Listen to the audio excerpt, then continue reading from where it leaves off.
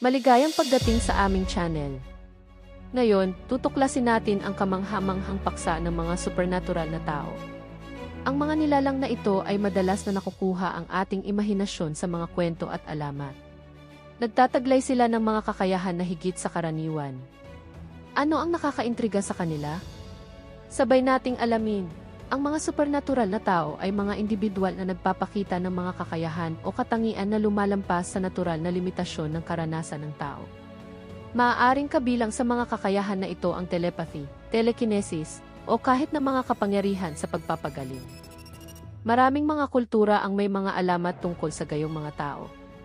Madalas silang nakikita bilang mga bayani o tagapag-alaga.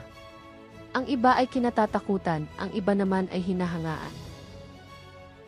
Sa buong kasaysayan, maraming sibilisasyon ang nakapagtala ng mga pakikipagtagpo sa mga supernatural na tao.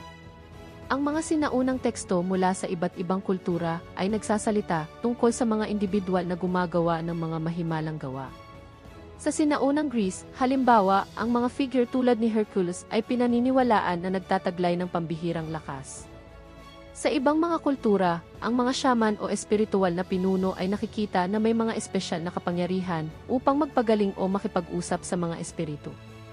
Ang mga kwentong ito ay humubog sa ating pag-unawa sa kung ano ang ibig sabihin ng pagiging isang supernatural na tao. Sa modernong panahon, ang konsepto ng supernatural na mga tao ay umunlad. Sa pagtaas ng science fiction at fantasy literature, nakikita natin ang mga bagong interpretasyon ng mga nilalang na ito. Ang mga tauhan sa mga pelikula at aklat ngayon ay kadalasang may mga kapangyarihan na nagpapakita ng ating mga pag-asa at takot. Ang mga superhero, halimbawa, ay naglalaman ng pagnanais para sa katarungan at proteksyon. Ipinakita nila sa atin kung ano ang ibig sabihin ng pagkakaroon ng kapangyarihan at responsibilidad. Bagamat ang mga supernatural na tao ay kabilang sa larangan ng fiction, ang ilang mga individual sa totoong buhay ay nag-aangkin na nagtataglay ng mga pambihirang kakayahan. May mga ulat ng mga tao na maaaring magsagawa ng tila imposibleng mga gawa. Halimbawa, sinasabi ng ilang individual na pinagaling nila ang iba sa pamamagitan ng paghipo. Sinasabi ng iba na maaari nilang hulaan ang mga kaganapan o pakiramdam ng mga emosyon. Bagamat napapaligiran ng pag-aalinlangan ang mga pag-aangkin na ito, patuloy silang nabighani sa marami. Ang ideya ng supernatural na mga tao ay nagtataglay ng makabuluhang halaga sa kultura. Maraming mga lipunan ang gumagamit ng mga kwentong ito upang maghatid ng mga aral na moral. Itinuturo nila sa atin ang tungkol sa katapangan, kabaitan, at mga kahihinatnan ng ating mga aksyon. Ang mga supernatural na tao ay kadalasang nagsisilbing mga simbolo ng pag-asa, na nagpapakita sa atin na ang kadakilaan ay maaaring umiral sa loob natin. Malaki ang papel na ginagampanan ng media sa paghubog ng ating mga pananaw sa mga supernatural na tao.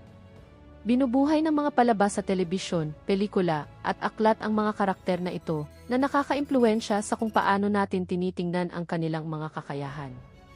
Pinapayagan nila kaming galugarin ang mga posibilidad ng karanasan ng tao.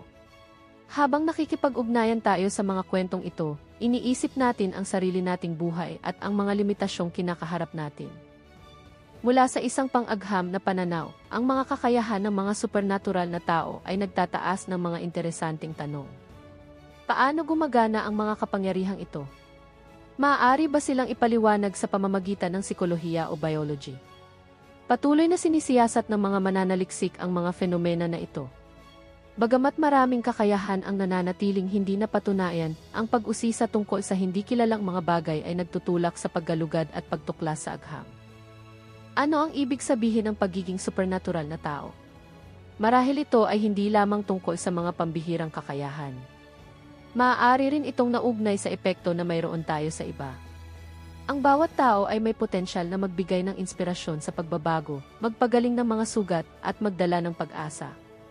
Ang tunay na supernatural na aspeto ay maaaring nasa loob ng ating kakayahan para sa kabaitan, empatya, at katatagan. Salamat sa pagsama sa amin sa paglalakbay na ito sa mundo ng mga supernatural na tao. Umaasa kami na nakita mo ang talakayang ito na nagbibigay liwanag at nakakapukaw ng pag-iisip. Naniniwala ka ba sa pagkakaroon ng mga supernatural na kakayahan? Ibahagi ang iyong mga saloobin sa mga komento sa ibaba. Hanggang sa susunod na pagkakataon, Patuloy na tuklasin ang mga kamanghamanghang karanasan ng tao. Kung nagustuhan mo ang ganitong video, maaring mag-subscribe, like, share at pindutin ang notification bell para ma-update ka kapag nag-upload kami ng video. Maraming salamat po.